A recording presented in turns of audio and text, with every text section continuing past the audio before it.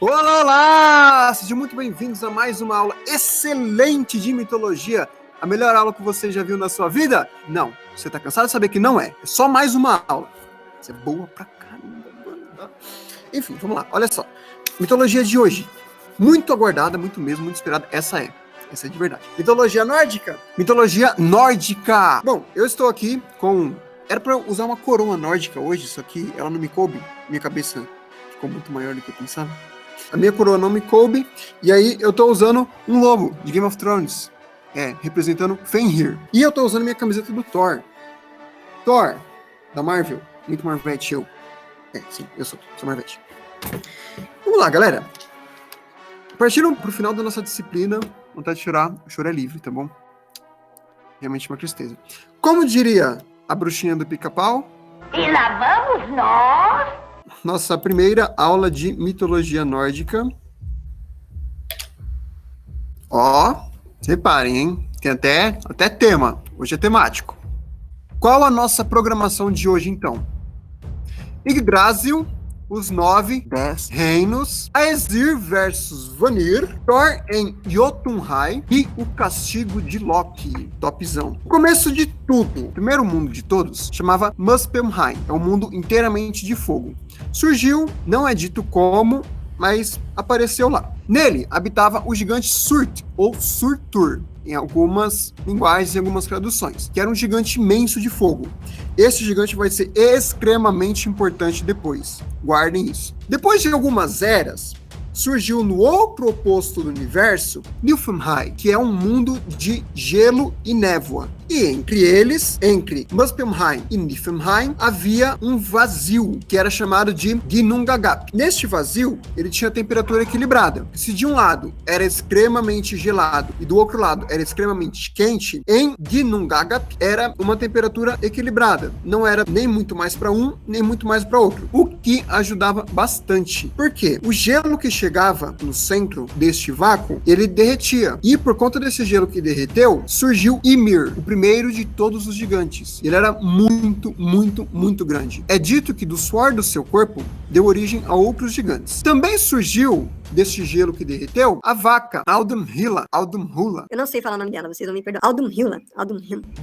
Enfim, surgiu uma vaca. Tava lá. E essa vaca alimentou Ymir, o gigante. Também, enquanto ela alimentava, é dito que ela lambeu o gelo das proximidades e revelou um outro gigante muito importante na mitologia. Por quê? Era Buri. Quem foi Buri? Ele foi pai de Bor. Bor casou-se com Bestla. E juntos eles tiveram 3 filhos, 3 deuses. Buri era importante porque ele foi avô desses 3 deuses, tá na linhagem. Quem eram esses deuses? Odin, Vili e Vé, os 3 primeiros deuses da mitologia nórdica. Só que eles achavam que os gigantes haviam se tornado arrogantes demais. Por conta disso, eles travaram uma luta mortal contra Ymir, e os 3 atacaram o gigante primordial e mataram ele. Quando isso aconteceu, o sangue de Ymir que jorrou matou todos os gigantes afogados. Gigantes, eles morreram afogados por conta do sangue de Ymir que cobriu tudo. E é dito que o gigante Bergelmir construiu um barco e salvou toda a sua família e foi responsável por refazer a linhagem dos gigantes posteriormente. Do corpo de Ymir, o corpo morto de Ymir, que estava no centro de Ginnungagap, eles fizeram a terra, chamada de Midgard, pelos nórdicos. Criaram os humanos com 2 troncos que estavam ali também em Midgard, e eles chamaram de Ask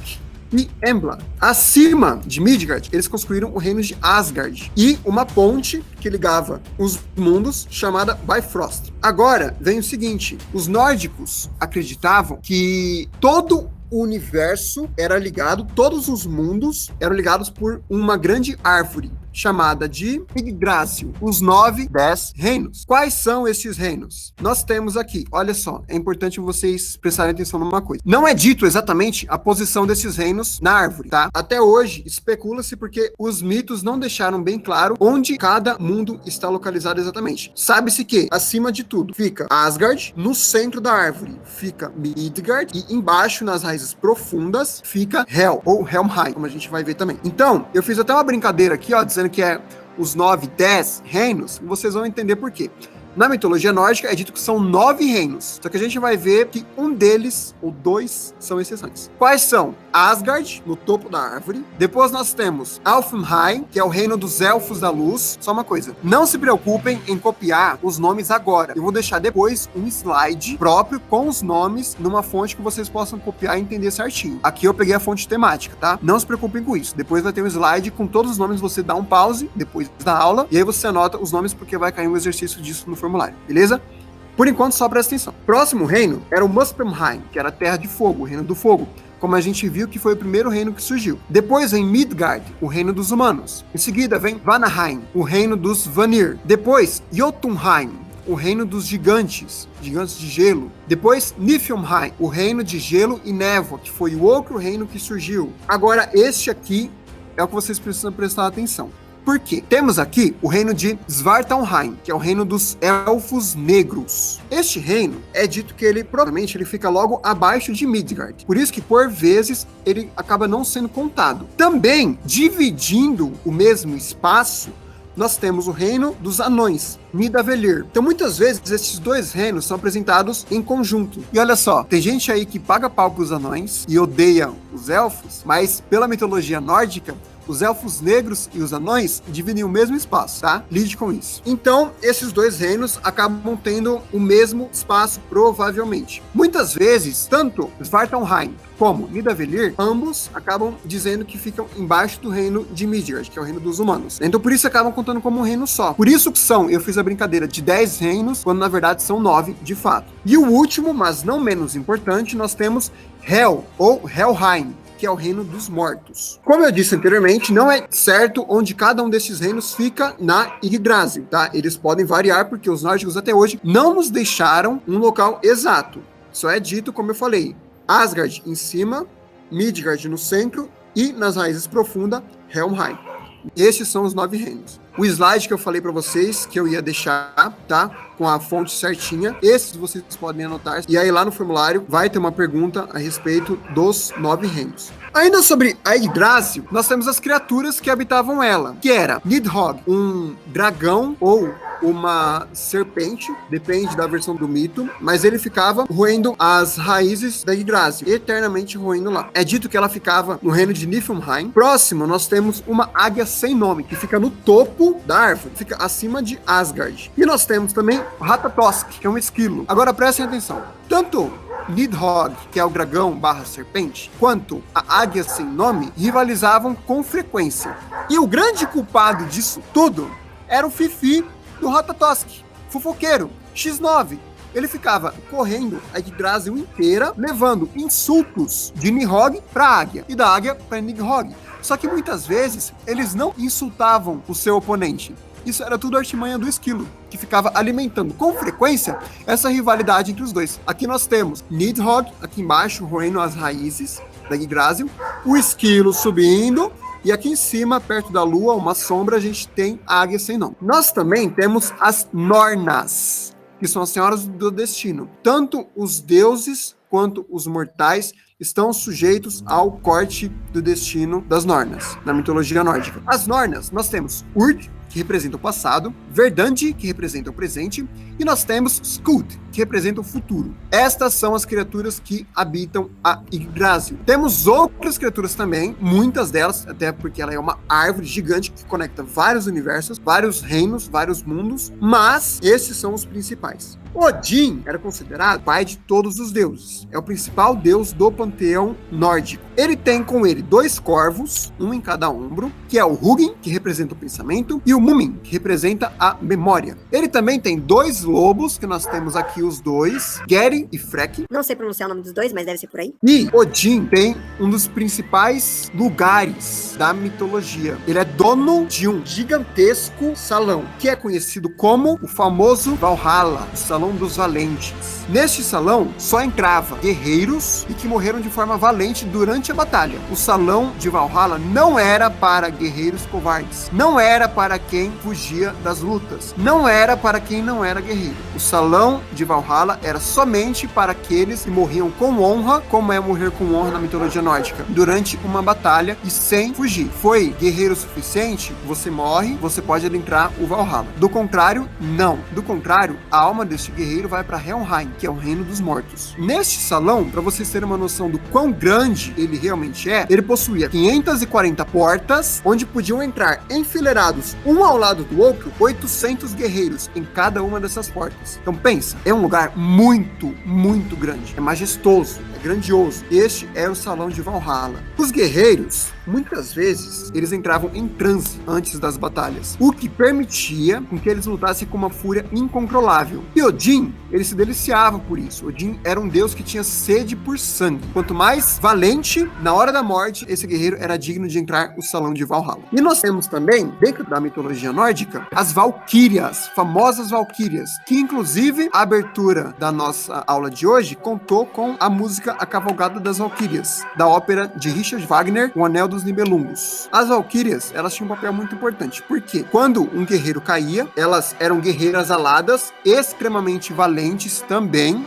muito valentes. Elas lutavam, pode ser dito que elas lutavam por Odin, só que o papel delas era buscar a alma dos mortos que caíram em batalha e levar para o Valhalla. Era isso que as Valquírias faziam. Pegavam a alma dos mortos e levavam cavalgando nos cavalos alados. Agora, a nossa hashtag da aula de hoje, que você vai colocar no formulário, que você sempre coloca. Hoje é sobre Valhalla. Você vai colocar lá assim: guerreiro covardão, o valente foi para Valhalla e você não. Beleza? Anotem a hashtag lá, coloquem lá no formulário. Guerreiro covardão, o valente foi para Valhalla e você não. Dançou, né? Foi covarde, dançou. Aqui nós temos um outro momento muito importante da mitologia nórdica, que foi os Aesir versus os Vanir. É dito que, antes da batalha principal, que é o final dos tempos na mitologia nórdica, esta foi a maior de todas as batalhas. Até então. Quem eram os Aesir? Eram os deuses habitantes de Asgard. Lembrem disso. Asgard, Odin, eram os Aesir. Os Vanir também eram deuses, só que eles habitavam Vanaheim, mais voltados para a fertilidade, diferente dos deuses asgardianos. Tudo aconteceu por conta de uma bruxa ou feiticeira, que é a Gulveig. Ela visitou Asgard algumas vezes e eles já estavam cansados da arrogância dela e tentaram queimar por 3 vezes, só que ela não morria. Isso insultou os Vanir, porque em muitas vezes Gulveig estava diretamente ligada a eles, e eles se sentiram ultrajados porque os asgardianos, os Aesir, vamos chamar de Aesir agora, tentaram matar ela por 3 vezes. Nisso, houve um confronto e Odin atirou a sua lança. Quando isso aconteceu, foi guerra total. Guerra mesmo. Os Aesir e os Vanir lutaram ferozmente. É dito que esta foi a maior batalha antes da batalha do final dos tempos, segundo a mitologia nórdica. Yggdrasil tremeu desde os galhos mais altos até as raízes mais profundas com a batalha dos Aesir versus os Vanir. Asgard atacou Vanaheim e Vanaheim retalhou atacando Asgard, destruindo inclusive uma parte das muralhas. O confronto estava em pleno equilíbrio, porque nenhum dos lados cedia, nenhum dos lados perdia. Enquanto perdia dos Aesir, perdia igualmente dos Vanir. Era um confronto muito equilibrado. Ambos tinham uma superpotência. E era dito que, quando o confronto acabasse, ninguém podia sair vencedor, porque não ia sobrar mais nada para que o lado vencedor reinasse. Ia sobrar só cinzas, porque ia estar tudo destruído. Eles iam acabar com tudo. Nisso, eles fizeram um pacto, criaram o Kvasir, que é um ser de grande sabedoria, e resolveram estabelecer a paz entre os mundos, com alguns acordos entre eles. Dentre eles, trocaram reféns. Quem foram esses reféns? Njord, Freyr e Freya. Njord primeiro, azulão, Freyr aqui embaixo e a Freya menorzinha aqui. Eles foram para Asgard. Eles eram Vanir de Vanaheim, foram para Asgard como reféns, viver lá. E Asgard enviou Hrungnir e Mimir. Mimir era dotado de grande sabedoria, enquanto Hrungnir não era. Hrungnir era um falascrão, e ele foi vendido, propaganda enganosa, como se ele fosse tão sábio quanto Mimir. Quando acontecia alguma coisa que os Vanir precisavam de conselho, eles chamavam Mimir e Hrungnir. Mimir era sábio, de grande sabedoria, dava bons conselhos. E para que Hrungnir não passasse vergonha, Mimir falava os conselhos no seu ouvido e ele repetia, só repetia. Quando ele era chamado Hrungnir sem a presença de Mimir, eles começaram a notar que ele não era tão sábio assim, porque ele falava, deixe que os outros decidam. Esse era sempre o conselho dele. E chamou a atenção, e eles falaram, nós fomos enganados. Os Asgardianos nos enganaram. E eles resolveram cortar a cabeça de Mimir, que era um sábio, e enviaram Hrungnir com a cabeça de Mimir para Asgard, para ver a burrada que os Asgardianos tinham feito. Odin deu vida à cabeça, porque ele não podia ficar sem os conselhos sábios de Mimir. Só que, o que ele podia fazer mais, né? Ele trapaceou, foi uma trapaça. Nisso foi estabelecido um novo pacto, onde os Vanir foram, de fato, integrados ao panteão dos Aesir e passaram a receber a adoração dos seres humanos também. E essa, meus queridos, foi a nossa aula de hoje. Eu espero que vocês tenham gostado. Semana que vem, nós temos a segunda parte da mitologia nórdica. Deixa eu falar uma coisa com vocês. Eu gravei uma aula que ficou muito grande. Então eu tive que dividir uma aula em duas. Estão cortando. Essa aula que vocês estão vendo hoje, eu interrompi ela. E aí, o que vocês vão ver na semana que vem já estava gravado. Tanto é que vocês vão ver o cenário aqui atrás anoiteceu. Spoiler. Mas ficou de noite. Então já é uma aula que já estava gravada já. Eu tive que cortar ela no meio. E poder fazer essa adaptação. Inclusive, isso que eu tô fazendo aqui é refilmagem. Beleza? E aí, vocês vão fazer o que vocês sempre fazem. Preencher o formulário, avaliar a aula do professor, que deu trabalho pra fazer, tive até que fazer refilmagem, beleza? Mas é isso. Eu vejo vocês semana que vem na continuação da aula. Vão ser 3, se tudo der certo. Beleza, pessoal? Eu vejo vocês semana que vem, então. Valeu. Tchau.